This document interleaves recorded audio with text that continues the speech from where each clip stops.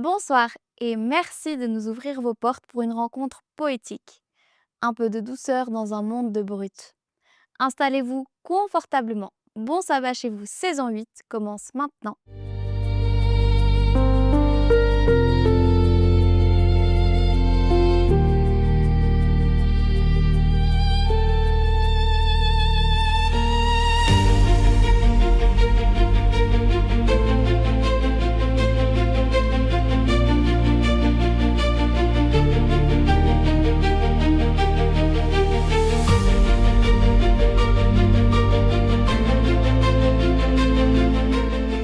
Bienvenue à vous tous dont la mémoire n'a pas flanché. Dans la Bible, dans le livre de l'Exode, Dieu nous demande de ne pas oublier de lui réserver le jour du sabbat. Et vous êtes là. Malgré la multitude de choses que vous pourriez faire, vous n'avez pas oublié et surtout, vous avez choisi de célébrer le sabbat. Vous honorez le rendez-vous donné par Dieu et connaissant Dieu, il va aussi vous honorer pour cela. Alors à tous, je vous souhaite un moment béni.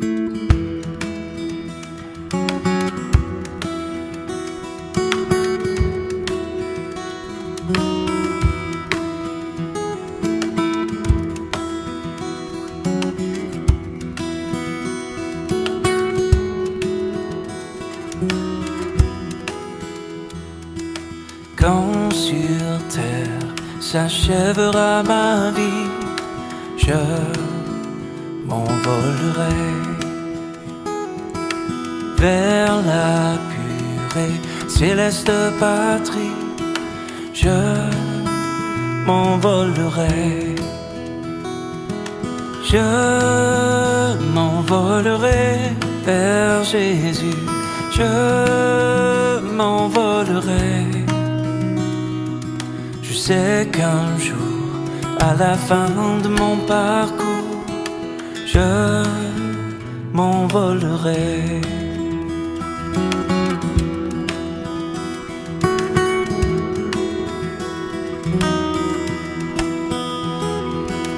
Laissant derrière toutes mes douleurs, je m'envolerai. Oubliant mes souffrances et mes pleurs, je m'envolerai. Oui, je m'envolerai vers Jésus. Je m'envolerai. Je sais qu'un jour, à la fin de mon parcours, je m'envolerai.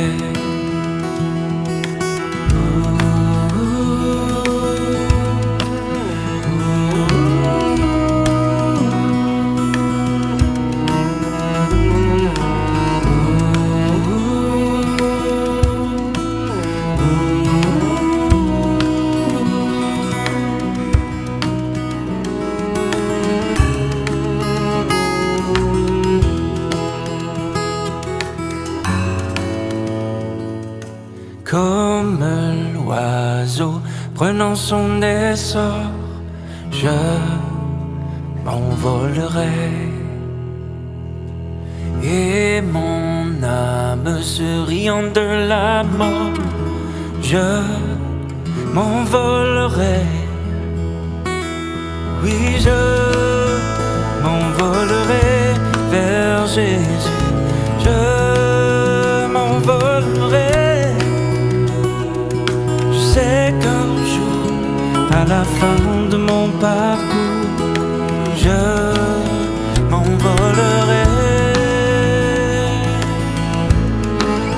Et de gloire, je sais qu'un jour, à la fin de mon parcours, je m'envolerai vers Jésus. Alléluia pour toujours. Je m'envolerai.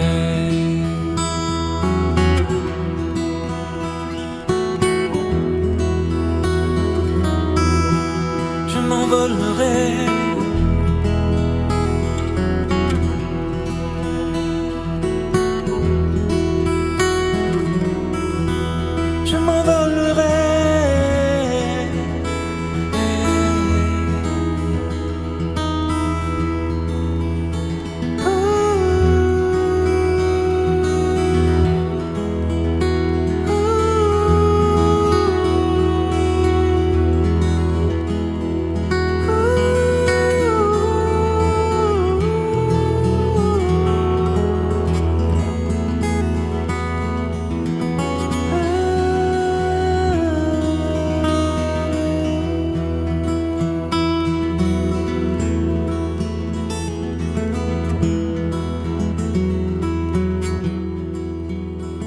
Est-ce que vous avez déjà entendu parler des paroles d'affirmation, qu'on appelle aussi des affirmations positives?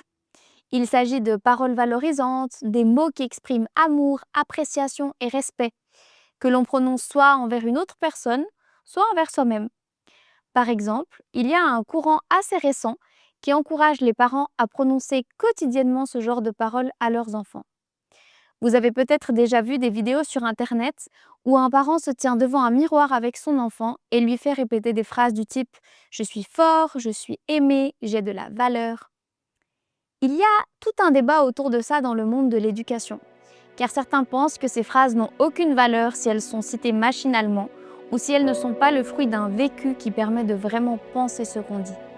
Et cela m'a fait penser au psaume que nous nous apprêtons à lire, car David a formulé tout un tas de phrases d'affirmation en parlant de Dieu. Et quand on sait tout ce que David a traversé avec Dieu dans sa vie, cela rend ce psaume si puissant.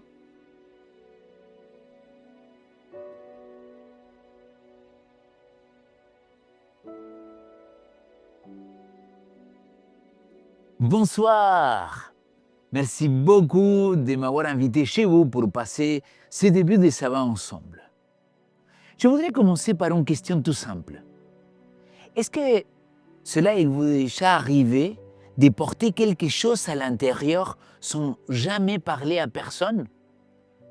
Vous savez, je parle plutôt d'un poids, d'une faute, quelque chose que vous savez, mais que personne d'autre ne le sait. À l'extérieur, tout va bien, mais à l'intérieur, ça fatigue, ça pèse, ça ronge. La vérité, c'est que nous sommes très forts parfois pour cacher nos fautes, nos faiblesses, mais on est très mauvais pour les porter tout seul. Aujourd'hui, je voudrais parler de quelqu'un qui a vécu quelque chose comme ça, le roi David. David, il a écrit dans le psaume 32 quelque chose de très intéressant par rapport à ce qu'on vient de dire. Il a dit « Tant que je me suis tu, mes os s'est consommé ». Il ne parlait pas d'un problème extérieur, il parlait d'un combat intérieur. Mes chers amis, nous arrivons bientôt à cette période de Pâques, le moment où Jésus porte ce que nous essayons de cacher. Et peut-être que la vraie question aujourd'hui n'est pas « est-ce que Dieu m'a pardonné ?» mais plutôt « est-ce que moi, je garde encore silence ?» Parce que le roi David, il avait compris que tant qu'il gardait silence, tant qu'il ne confessait pas, tant qu'il ne parlait pas, son corps tombait malade. Et si aujourd'hui, on pourrait revenir à ce psaume 32 pour comprendre ce que le roi David il a essayé d'exprimer.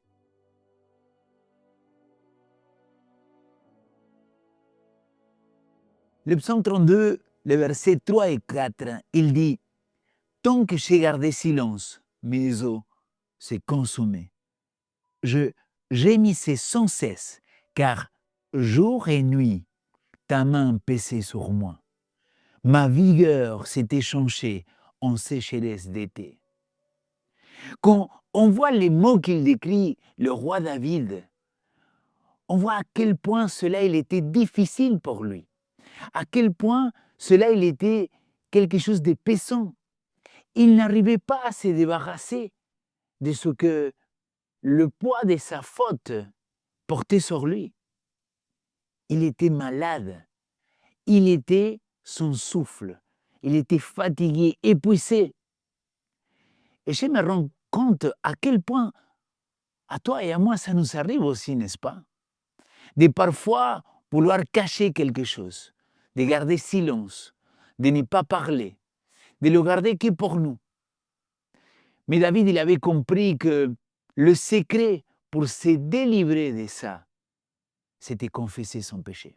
Permettez-moi, s'il vous plaît, de lire les versets qui vont se trouver au chapitre 32, le verset 5. « Je t'ai fait connaître mon péché. Je n'ai pas couvert ma faute. J'ai dit, je reconnais mes transgressions devant toi, Seigneur. Et toi, tu m'as pardonné ma faute, mon péché. Quelle belle parole de notre Seigneur à travers David. Je t'ai pardonné. Je pense que c'est beau, non? Savoir que le pardon, ce n'est pas quelque chose que je peux retrouver à l'intérieur de moi, que c'est en faisant de bonnes choses, des bons actes, que je vais pouvoir être pardonné, mais que c'est quelque chose qui vient de lui, de notre Seigneur, de Jésus-Christ. Le texte, il dit très clairement, tant que moi je gardais silence, tant que moi je ne confessais pas, tant que moi je ne pouvais pas l'exprimer, il y a le je, le je, le je. Et à la fin du verset 5, il dit, mais c'est toi qui as pardonné ma faute, mon péché. Le roi David, il avait compris quelque chose d'essentiel dans la vie chrétienne. Qu'en réalité, le problème, ce n'est pas nos transgressions, nos fautes, nos péchés. Mais le problème, c'est qu'on garde silence, qu'on n'arrive pas à l'exprimer, qu'on n'arrive pas à le formuler. Et parfois, c'est libérateur de confesser ses péchés, ses fautes, ses iniquités à notre Seigneur. Et parfois aussi, c'est nécessaire de parler avec un ami, avec un collègue, avec notre conjoint, dire et confesser ce qui ne va pas. Et peut-être, jusqu'à maintenant, tu te dis, mais attends Léo, mais tu sais, moi j'ai déjà confessé tous mes péchés, moi je n'ai rien à confesser, tout va bien pour moi. Dans ma vie, c'est parfait. Aujourd'hui, c'est impeccable. Laisse-moi te partager 12 autres notions qu'il se trouvent dans ce psaume 32. Pourquoi? Parce que David, il avait compris la notion de pardon. David, il avait compris qu'il fallait confesser. Et c'est pour ça qu'il peut commencer le chapitre 32 de la manière dans laquelle on va lire en quelques instants. Pour vous rappeler le contexte, David, il avait commis des fautes graves. Il avait menti, il avait tué, il avait commis l'adultère. Il était dans une situation très embarrassante pour n'importe qui. Mais il avait compris quelque chose, que le pardon, il venait de notre Seigneur. Ça suffisait de l'exprimer, de demander pardon. Regardez comment il va commencer. Le texte il commence en disant « Heureux celui dont la transgression est pardonnée, dont le péché est couvert. Heureux l'homme à qui le Seigneur ne tient pas compte de sa faute et dans l'esprit duquel il n'y a pas de tromperie. » C'est intéressant parce que le texte il commence en disant « heureux ». C'est de la même manière qu'il commence le psaume 1 en disant « heureux ». Ce mot-là est heureux. Il faudrait que je m'attarde quelques secondes pour l'expliquer. Vous inquiétez pas, on ne va pas faire d'hébreu, je ne vais pas me faire le prof, mais c'est juste que je voudrais que vous compreniez qu'est-ce que ça veut dire heureux. D'ailleurs, dans la traduction grecque, le mot c'est makarios, le même mot avec lequel notre Seigneur Jésus-Christ, il va commencer le sermon de la montagne. Heureux celui que. Et le psaume chapitre 1, comme le psaume chapitre 32, le verset 1, il commence en disant heureux. La racine de ces mots-là, il est relié à une autre racine qui veut dire en marche. Celui qui est béni, celui qui est en marche, sont des traductions possibles. D'ailleurs, Shuraki, il a traduit ce texte-là par en marche, celui que. Oui, parfois fauter dans la vie, parfois se tromper, ça fait partie de ce monde dans lequel nous vivons de péché. Mais si nous sommes en marche, on peut trébucher, on peut tomber. Mais l'idée, c'est qu'on puisse se relever, qu'on puisse regarder notre Seigneur Jésus-Christ et continuer le cheminement avec lui. Et le texte, il va revenir, il va dire « Heureux, c'est lui dans la transgression ». C'est-à-dire, tu es béni de Dieu, tu es en marche si tu as confessé ta transgression, ta faute, ton péché. Le texte, il parle que l'homme qui est béni, l'homme qui est en marche, l'homme qui est heureux, c'est celui que Dieu il a couvert sa faute, qu'il a carrément pardonné son péché, c'est celui que Dieu il ne tient pas compte de sa faute. Et c'est intéressant parce que le roi David, je pense qu'il pouvait faire un doctorat sur le péché. Il pourrait nous enseigner qu'est-ce que c'est le péché. Et ce que je trouve notamment très pertinent à partager avec vous, qu'il utilise 3 mots différents pour parler de cette notion-là de transgression, de péché, de faute. Le premier mot, c'est le mot transgression. Et ce mot-là, transgression, c'est le mot pécha. Péché, ça veut dire rébellion, ça veut dire péché volontaire. C'est-à-dire, tu es convaincu. Le Saint-Esprit, il vient parler dans ton cœur, dans ton esprit, à travers ta conscience. Et il te dit, s'il te plaît, ne fais pas ça, ne prends pas ce chemin-là. Mais toi et moi, volontairement, on va choisir de faire cette transgression-là. C'est le mot pécha. Ensuite, le texte dit, dont le péché est couvert. Et là, le mot pour parler des péchés, c'est le mot chata. C'est lui qui manque le but. Et ça, c'est la traduction la plus connue que nous avons de péché dans la Bible. C'est-à-dire, ces mots-là qui vous disent, bah, j'ai raté la cible. J'avais une bonne intention en lui parlant à mon frère, à ma soeur, à mon ami, à mon collègue de travail, mais j'ai raté la cible. Le but que j'avais au départ, c'était pas le bon. Et j'ai fini pour faire du mal, pour blesser, pour provoquer quelque chose que ce n'était pas mon intention initiale. Et là, le troisième mot que David va utiliser, c'est le mot en disant que le Seigneur ne tient pas sa faute. Et là, le mot faute, c'est le mot avon. Et ça parle de perversité. Ça parle d'aller vraiment contre Dieu. Ça parle de cette révolte. Et peut-être tu te dis, Léo, et à quoi ça sert tout ça? Ben, la première chose que je voudrais dire ce soir, c'est que le Seigneur, il sait qu'il y a différentes manières de rater le chemin, qu'il y a différentes manières de tomber. Et il le comprend. Mais tu es béni si tu as tombé, si tu as péché, si tu as commis une transgression ou si tu as fait une faute, mais que tu les as confessées. Tu es heureux, tu es en marche si tu t'inscris dans cette dynamique-là de pardon de notre Seigneur. Et d'ailleurs, ce qui est super intéressant dans le texte, c'est que les 3 mots que le roi David il reprend dans le psaume 32, dans le premier verset, sont 3 mots que le Seigneur il utilise déjà dans la Torah. Permettez-moi de vous guider, de vous accompagner jusqu'à le livre de l'Exode, au chapitre 34, au verset 6. C'est l'occasion dans laquelle Dieu il va parler à Moïse. Et il va dire, le Seigneur passa devant lui, proclamant, le Seigneur, Yahvé, Yahvé, Dieu compatissant et clément, patient et grand par fidélité et loyauté, qui conserve sa fidélité jusqu'à la 1000e génération, qui pardonne. Et s'il vous plaît, écoutez bien ce que le texte il dit, qui pardonne la faute, la transgression et le péché, mais qui ne tient pas le coupable pour l'innocent, qui fait rendre compte aux fils et aux petits-fils pour la faute des pères, jusqu'à la 3e et la 4e génération. Les 3 mots que le roi David, il a dit, heureux si Dieu il a pardonné tes transgressions, ton péché et tes fautes, c'est la manière dans laquelle Dieu se présente en Exode chapitre 34, verset 7. Qu'est-ce que c'est magnifique la parole du Seigneur.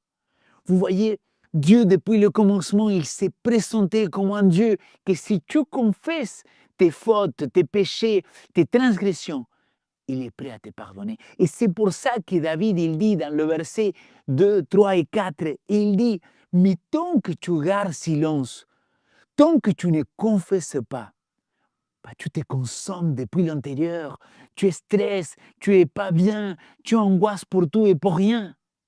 C'est pour ça qu'il t'encourage, il dit, alors confesse ton péché, confesse tes transgressions, confesse tes fautes. Et la Bible dit, David il dit, et toi, tu pardonnes comme personne d'autre n'a pas pardonné. Quelle bonne nouvelle, mes amis. J'espère que quelqu'un il peut me dire un gros amen derrière l'écran parce que quelle bonne nouvelle savoir que nous arrivons dans cette période de Pâques et que pendant cette période de Pâques, il va nous rappeler qu'un jour, il y a presque 2000 ans, notre Seigneur Jésus-Christ, il était en train de mourir pour toi et pour moi. Notre Seigneur Jésus-Christ, il était en train de donner sa vie afin que toutes ces choses-là qu'on a voulu garder cachées, ils puissent être pardonnées. Alors oui, peut-être tu trouves un peu radical mon message de ce soir, mais je suis convaincu que nous avons un Dieu compatissant, que si tu confesses tes fautes, tes péchés, tes transgressions, il est prêt à te pardonner, parce qu'il t'aime d'un amour éternel. 1 Jean, chapitre 2. Mes enfants, je vous dis cela pour que personne pêche. Mais si quelqu'un vient à pécher, si quelqu'un il vient à commettre une transgression, si quelqu'un il vient à commettre une faute, nous savons, notre défenseur, notre avocat, notre intercesseur, appelle-le comme tu veux, qu'il est prêt à intercéder auprès de nous pour pardonner nos fautes, nos péchés, nos transgressions. Cher ami, je t'invite ce soir, pendant qu'on va entendre ces chants-là, la louange, je t'invite à que tu puisses vraiment rentrer dans un état d'esprit dans lequel tu pries notre Père, qu'au nom de Jésus-Christ, le Saint-Esprit, il vient te révéler tout ce que tu as gardé caché, tout ce que tu n'as pas confessé. Peut-être sont des péchés tout simplement parce que tu as raté la cible. Peut-être sont des fautes parce que c'était vraiment de la perversité. Ou peut-être sont des transgressions que tu t'es révolté contre notre Seigneur en faisant ce qu'il t'avait encouragé à ne pas faire. Ça doit rester entre toi et lui. Mais quand le Saint-Esprit il vient te montrer ce qu'il faut confesser, je t'invite à le dire à haute voix, demander pardon et de remercier Dieu pour son pardon et pour son amour infini.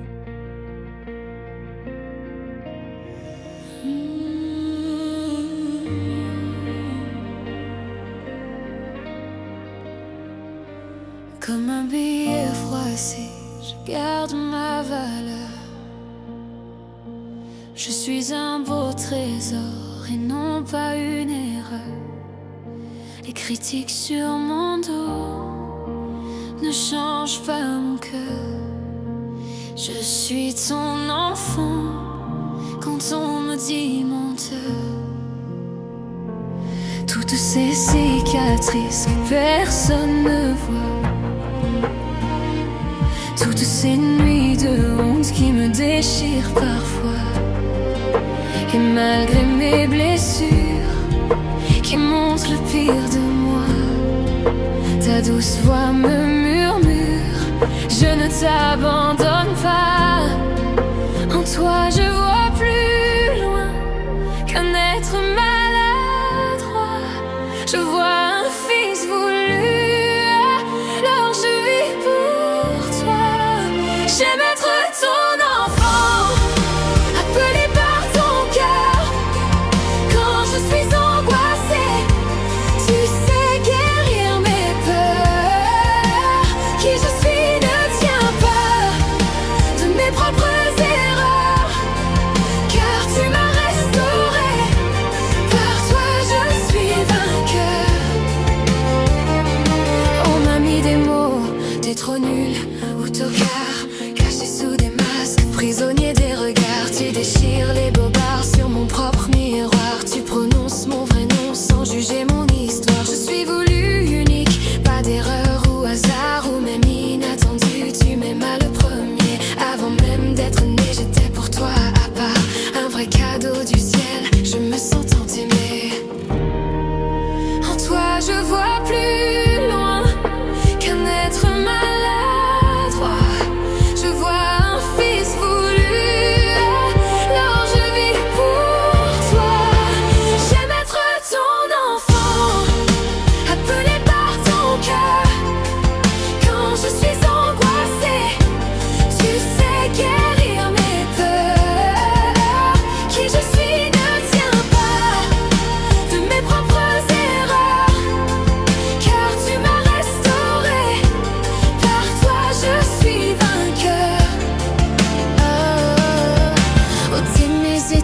reste bien collé sur ma peau. Tu prends ma vie en main, tu recolles les morceaux. Tu restaures mes fissures et tu combles mes failles. Tu répands ton amour, tu es là où que j'aille.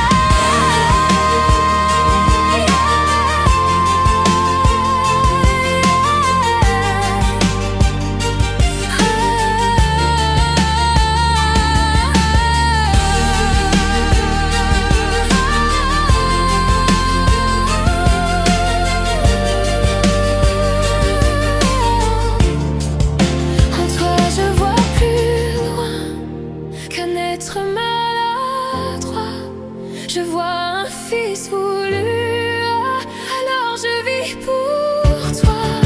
J'aime être ton enfant, appelé par ton cœur. Quand je suis angoissée, tu sais guérir mes peurs. Qui je suis ne tient pas de mes propres erreurs, car tu m'as restauré, par toi je suis vainqueur.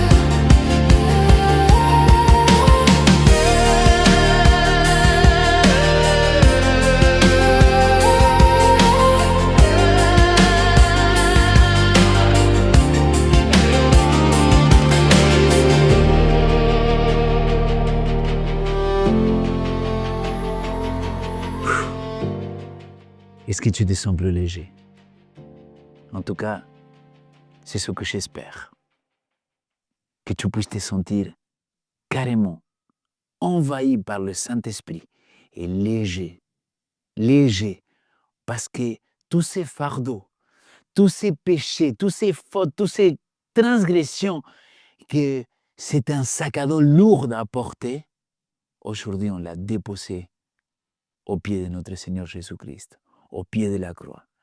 Et cela, il est déjà pardonné. Donc je voudrais t'inviter à prier pour que on puisse remercier Dieu d'avoir fait ce qu'il a fait pour nous. Tendre Père Céleste, merci. Merci parce que tu es un papa d'amour, parce que tu nous cherches, parce que tu as dit dans ta parole que tu es un Dieu miséricordieux, clément, qui pardonne la faute, le péché et la transgression. Je te remercie, Seigneur, pour ce privilège que nous avons d'avoir reçu ce grand pardon, d'avoir été graciés, de nous avoir guidés pour te retrouver toi, notre vrai et seul Dieu. Seigneur, je te remercie aussi parce que ta parole, elle dit que heureux, béni soit l'homme et la femme que son péché, sa faute et sa transgression a été pardonné. Et ce soir, Seigneur, chaque personne qu'il regarde derrière son écran, je peux déclarer qu'au nom de Jésus-Christ, nous sommes bénis et nous sommes en marche, nous sommes heureux parce que ces fautes, transgressions et péchés ont été couverts et ont été pardonnés par notre Seigneur. Merci pour ton amour, pour ta grâce. Garde-nous et accompagne-nous à cheminer toujours avec toi, à tes côtés, main à main avec toi. C'est ma prière au nom de ton Fils Jésus-Christ. Amen. Je voudrais vous souhaiter un très bon sabbat chez vous.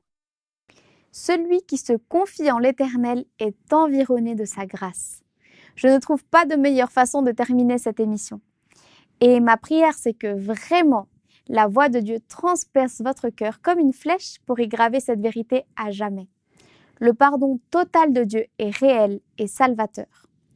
D'habitude, je vous invite, mais là, je vous demande de partager ce message avec le maximum de gens autour de vous. Tout le monde doit avoir accès à cette vérité pour pouvoir en profiter. Alors, faites tourner cette vidéo au maximum. Mais d'ici là, je vous souhaite une bonne soirée et un bon sabbat chez vous.